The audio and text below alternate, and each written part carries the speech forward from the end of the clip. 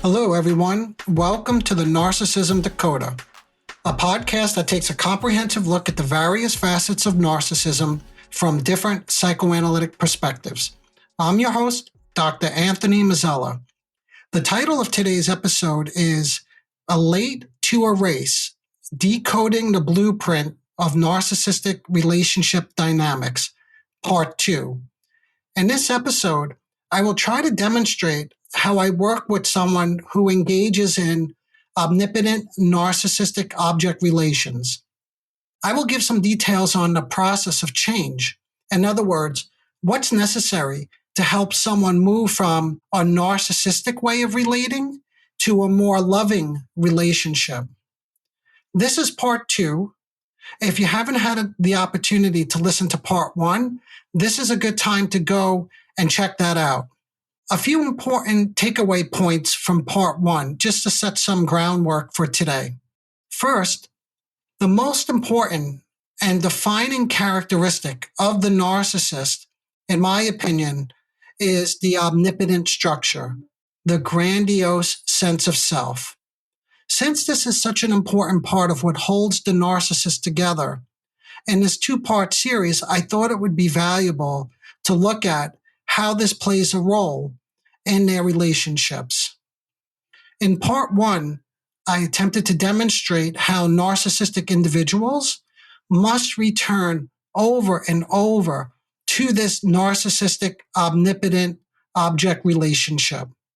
I described, by way of 3 simple examples, the process of what is referred to in this day and age. This is what we call love bombing, and then devaluation and hoovering. That's the process that's typically described in the social media content that I reviewed.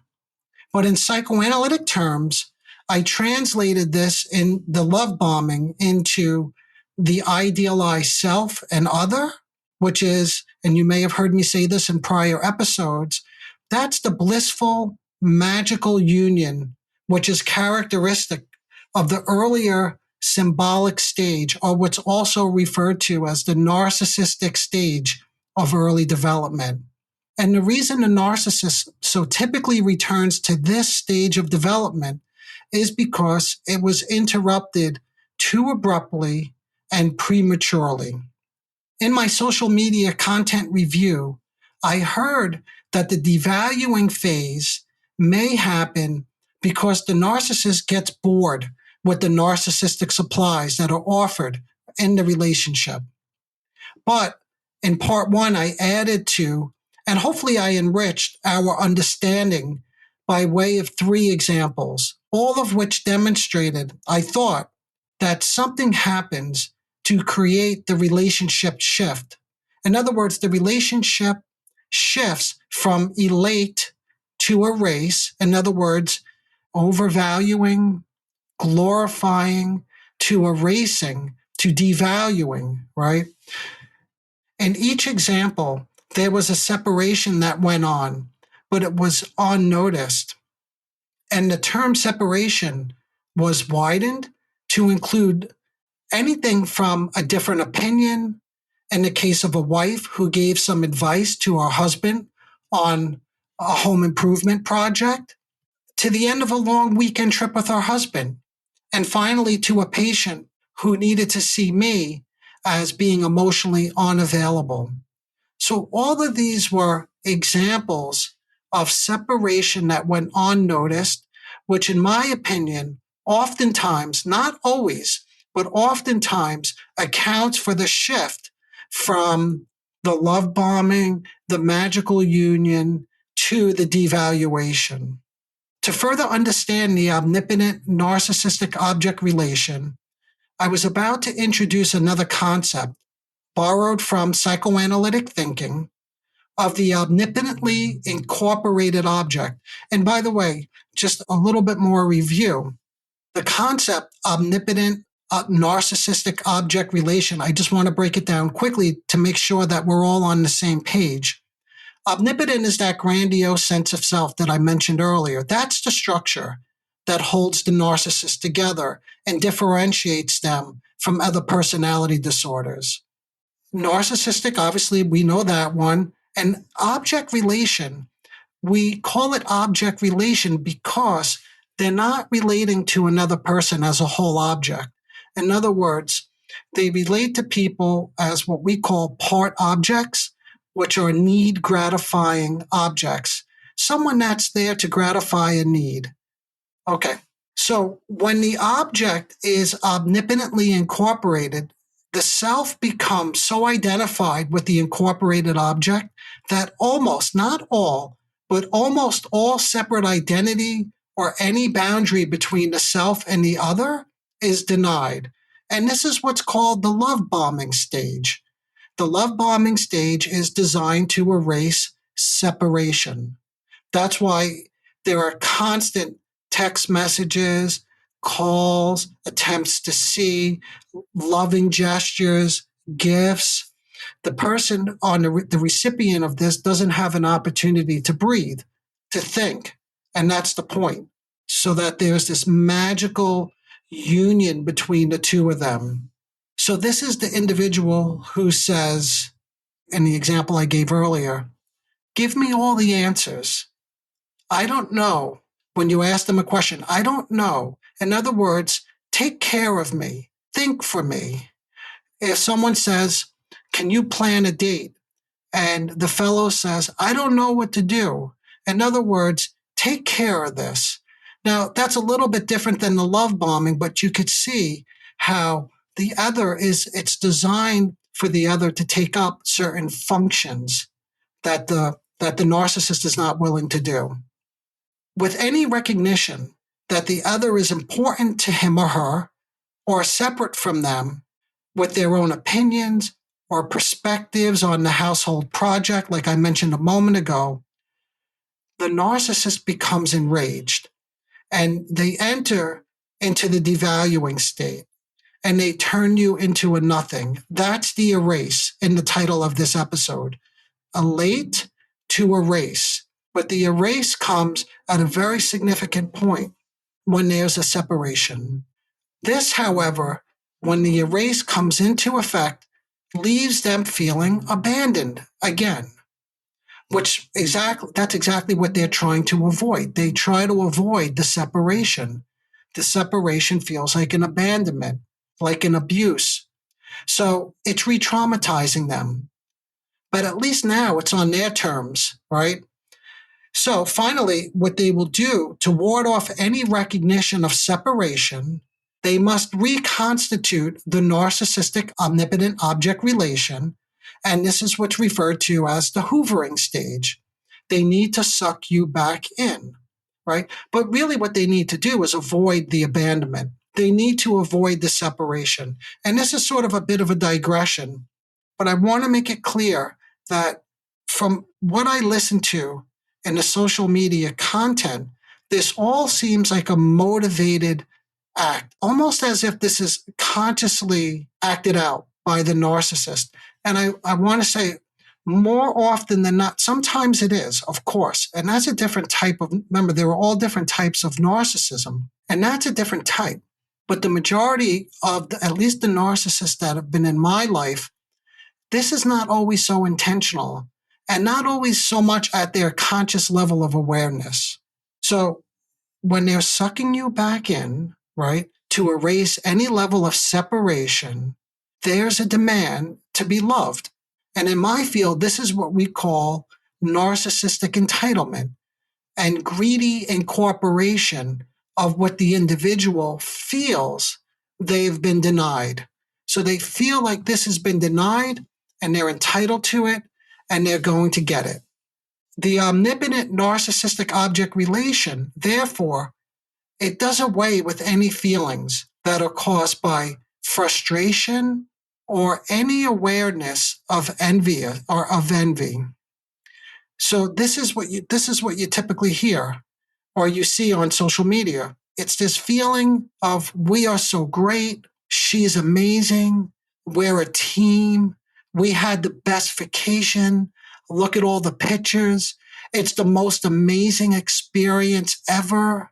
However, once there's any sign, any indication of separateness, for instance, she wants to make a decision without him, or as I mentioned in part one, a suggestion on how he can complete a home renovation project, immediately he begins to question her decision and shows her how this is not a good decision, or he needs to be overly involved with every decision because he doesn't want to be left out. And he'll even start accusing her of not working as a team. Why? Because she should not have a mind of her own. Having a mind of your own is a level of separation. Having an opinion on your own is a degree of separation.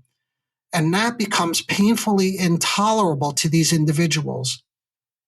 So I just want to go back to one more thing. In episode 1, I said something like this. Here's the most important point.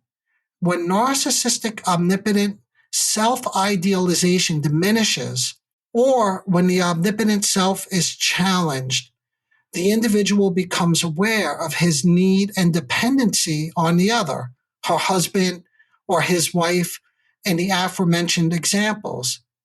Dependence on another implies, and again, this could be something as easy as simple as accepting somebody's support. That's dependence.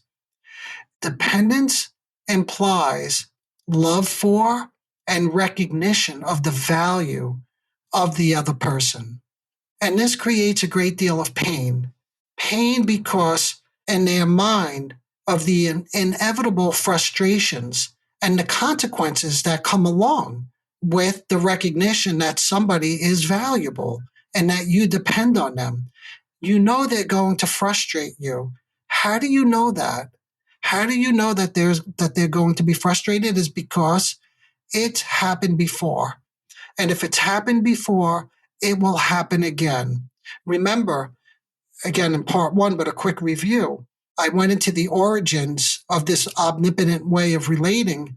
And one of the things that we've discovered in the childhood history is that there are many experiences of these individuals who had constant or chronic childhood disappointments or absences that were too long. And the baby feels, and I use the word breast again as always symbolically to mean comforting or care or holding, understanding. But the baby feels that the comforting, they're being deprived of it. In other words, somebody is keeping all the comforting pleasures away from them. And if the baby sees the caregiver as being mean and withholding, then what we begin to see is an increase in destructive fantasies. I want to really emphasize this point.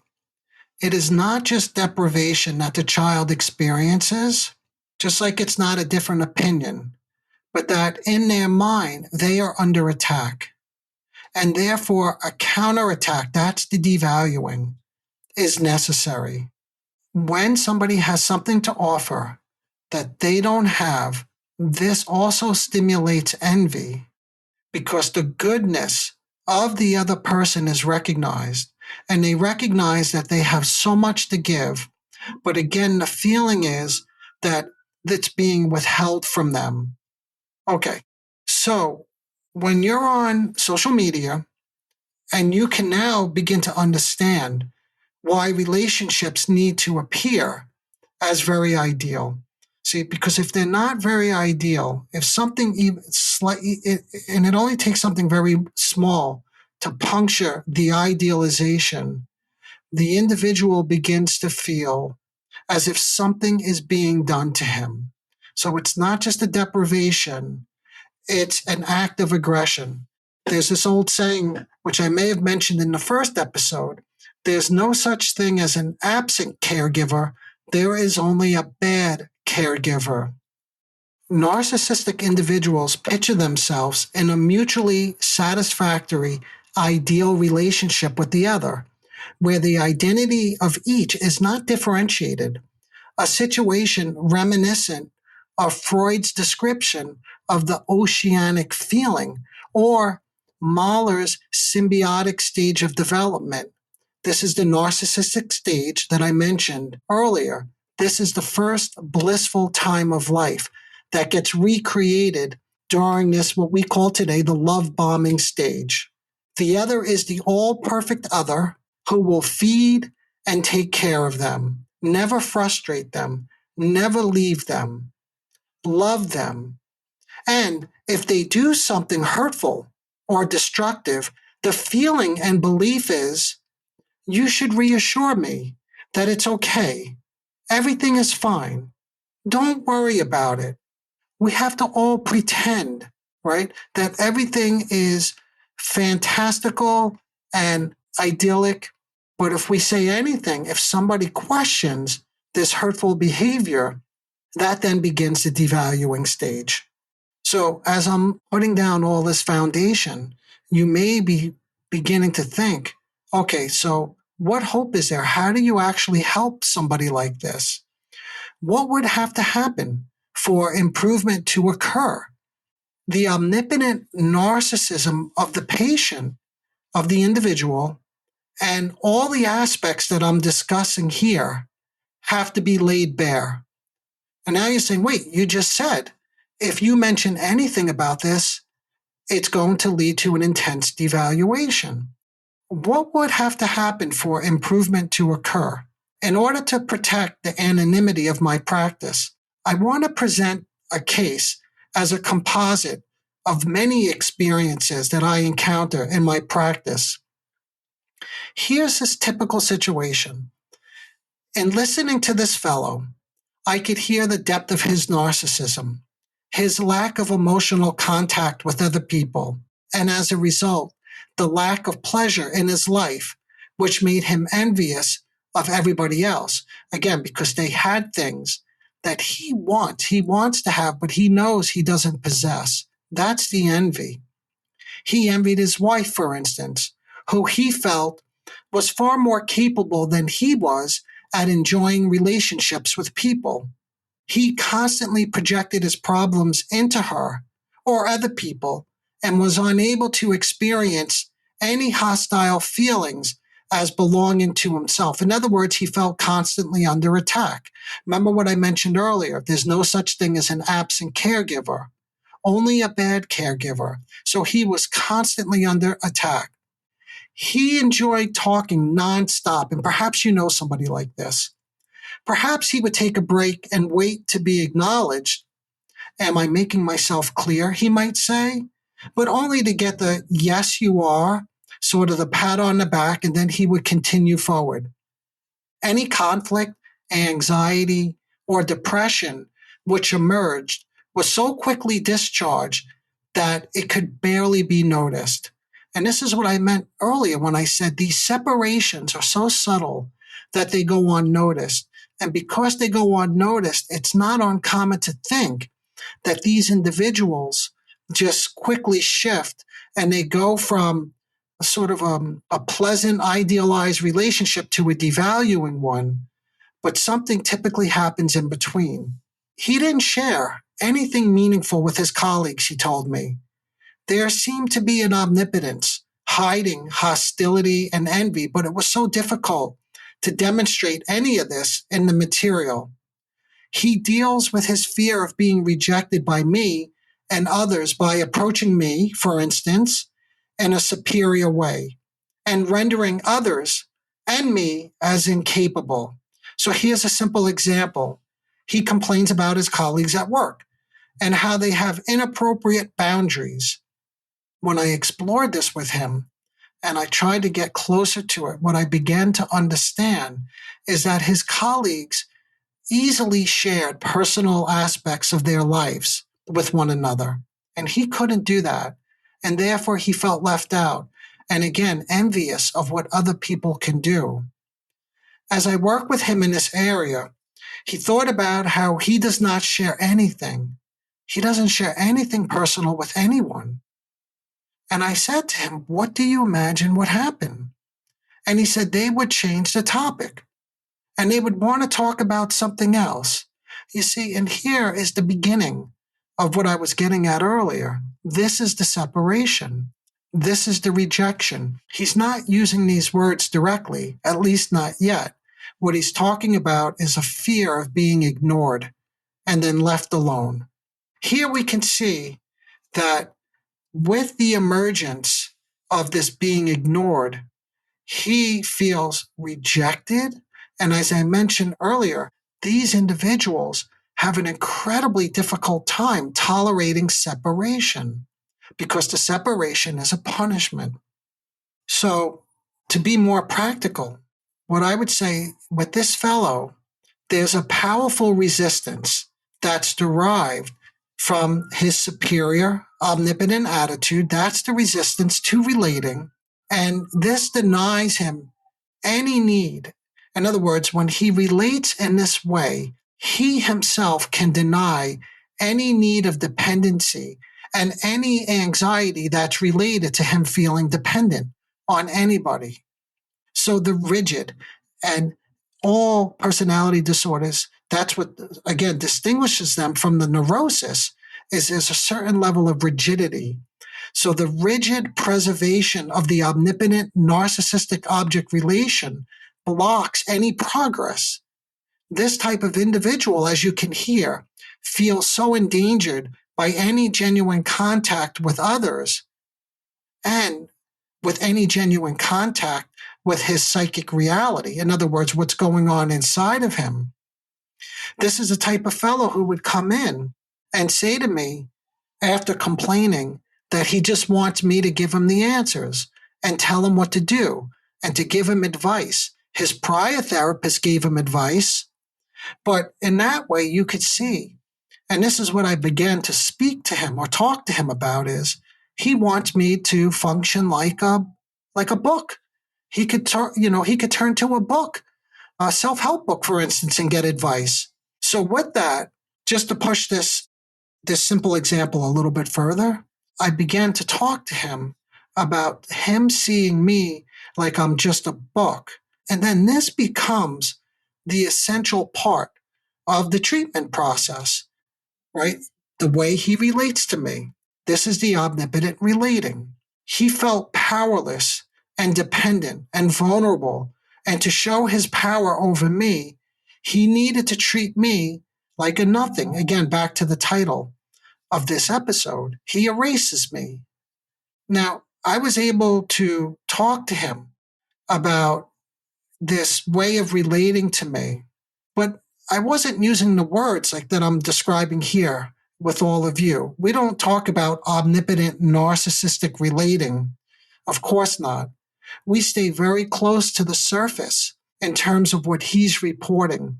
In episode 1, I gave far more detail about the subjectively useful component and staying very close to the patient's experience and slowly exploring and trying to understand it and being curious and helping them become curious about their own behavior.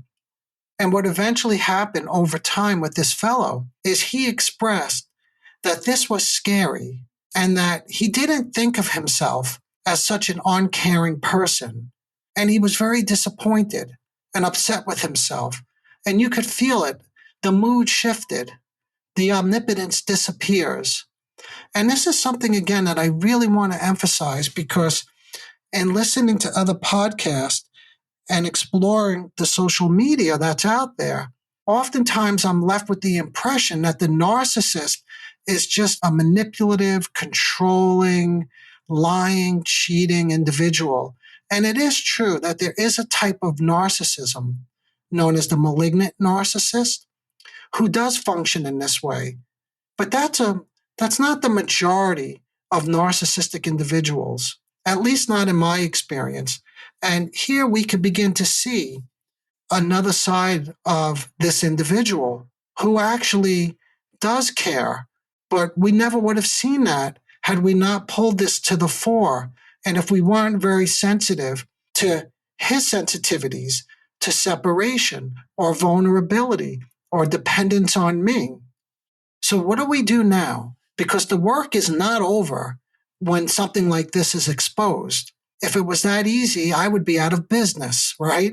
So what we need to do is appreciate, again, that the achievement of verbal thought has been a most unhappy event from the patient's perspective. In other words, he didn't verbally think of himself as somebody who's so uncaring that he could treat somebody else like a book.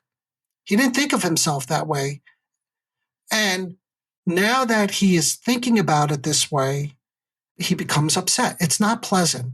Verbal thought, right? Thinking of it this way is interwoven with the painful emotion of what?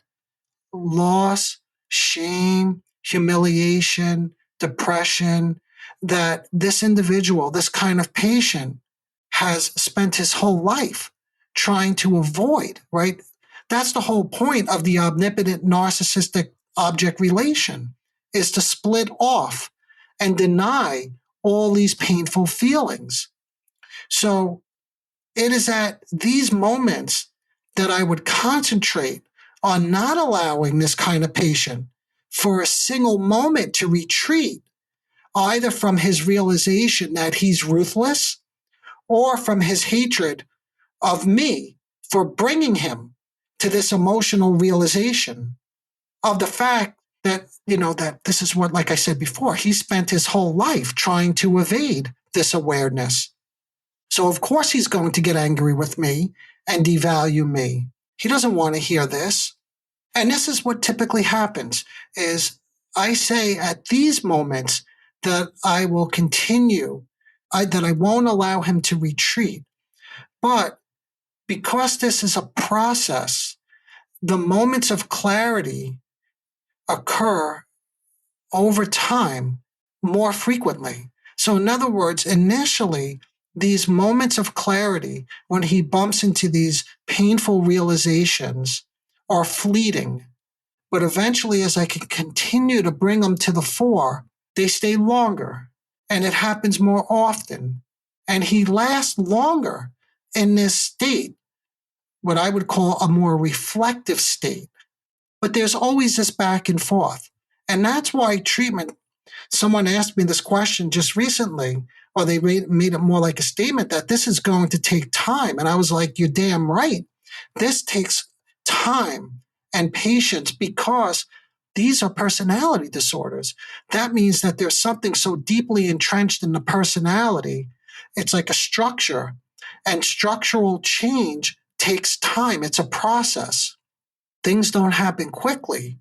And it's so necessary to go over this from many different perspectives and to go over it. And then it comes and it goes, but it continues to expand and get richer and deeper. So often the attempt at integration, right, integrating these different sides of his personality, they fail.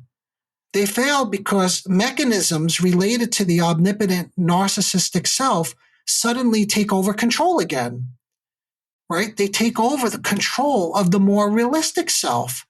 And it's an attempt to divert or expel the painful recognition of what?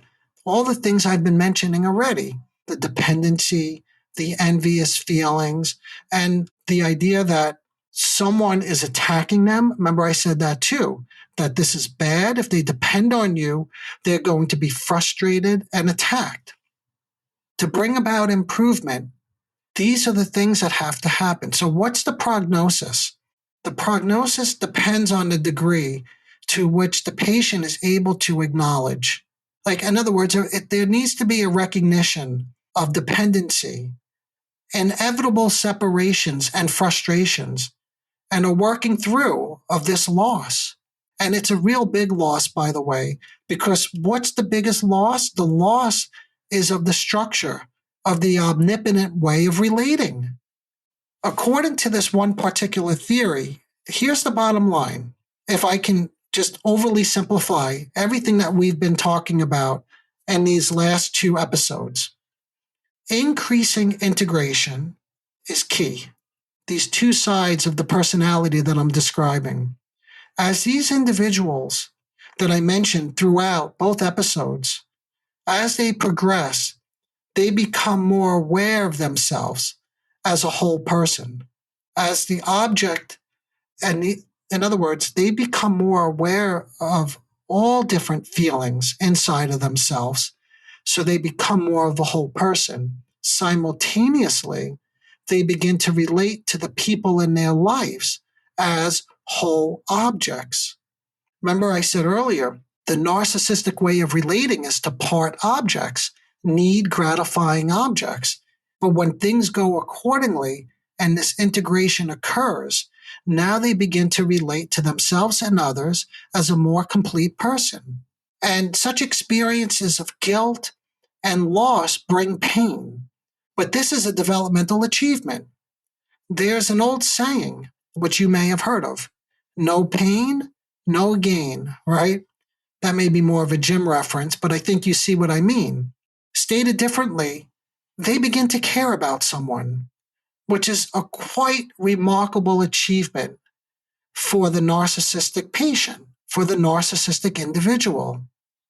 As they tolerate, and they begin to tolerate ambivalence, and that's critical.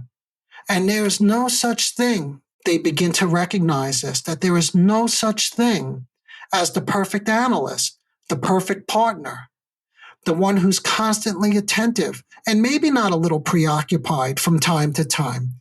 So there's no such thing as the perfect other or the perfect self. And if they begin to believe that and feel that, then there's less of a need to retreat to the world of narcissistic object relating. One final note, it's crucial to understand that the transformation that I'm describing, this is a common occurrence in my practice and in the field of psychoanalysis. It doesn't stem from merely explaining or educating someone about how relationships work. In other words, you can't teach somebody these qualities. That's why seeking professional help is strongly recommended if you or someone you know is navigating this kind of relationship. In particular, consulting with an experienced professional who had, experience in working with narcissistic individuals is strongly advised. That's one thing that I do hear quite commonly in my review of the social media content, and that is something I agree with. As demonstrated in the earlier example, successful intervention with these individuals is really challenging because they devalue you. And it takes a lot of, as I described, curiosity, containing, detoxifying the aggression, and all the other things that I described that are necessary to help them form a more integrated sense of self. This process is challenging and time-consuming. But, of course, and again, you may call me overly optimistic or Pollyannish, but in my own experience, narcissistic patients change. And I emphasize that because so frequently I hear that these are not individuals who will ever change. Regrettably, we must conclude our discussion here for now. As always, there's so much more to say. Remember, this is just one theoretical perspective. There are many different perspectives on the narcissistic way of relating, and I'll get into more of that as we go along in this podcast. But for now, if there's anything that I said that confused you, because this stuff is quite complicated, please feel free to reach out. I love getting questions and talking about this stuff. This topic is undeniably complex, so feel free to send me an email. But until next time, engage your mind.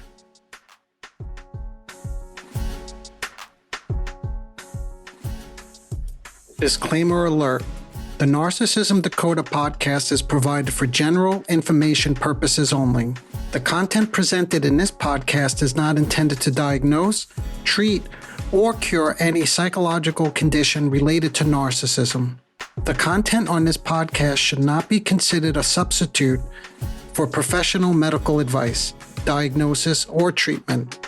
For specific advice pertaining to narcissism or any other psychological condition, you could reach me directly. I am an experienced mental health practitioner who is always taking on new patients. If you would just like a consultation, I can do that too.